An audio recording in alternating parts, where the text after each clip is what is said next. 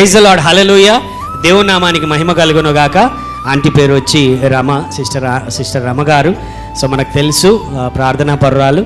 కానీ ఏమైనదంటే గమనించండి, ఒక 10 రోజుల క్రిందట దాదాపుగా ఒక 20 నుంచి 30 రోజుల వరకు తీవ్రమైనటువంటి జ్వరముతో, బలహీనతతో, పైకి కూడా లేవలేనటువంటి పరిస్థితులలో, ఎక్కడికి కదలలేనటువంటి పరిస్థితుల్లో డాక్టర్ల దగ్గరికి వెళ్తుంటున్నారు, ట్యాబ్లెట్స్ వాడుతుంటున్నారు, కోర్స్ వాడుతున్నారు, వైరల్ ఫీవర్స్ అన్నారు, చాలా వీక్ అయిపోయారు.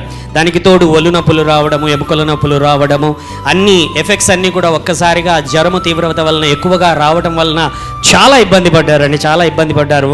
మామూలుగా ప్రేయర్స్కి వచ్చేటువంటి వారు ప్రేయర్స్కి రాలేక, సండే టైం రాలేక చాలా ఇబ్బంది పడ్డారు.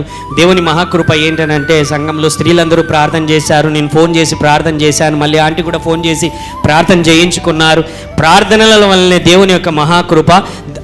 తరువాత ఎప్పుడైతే ప్రార్థన చేసినటువంటి తరువాత అతి తక్కువ సమయంలోనే దేవుడు తిరిగి కోలుకొనున్నట్లు, బలము పొందుకొనున్నట్లు దేవుడు కృప చూపాడు.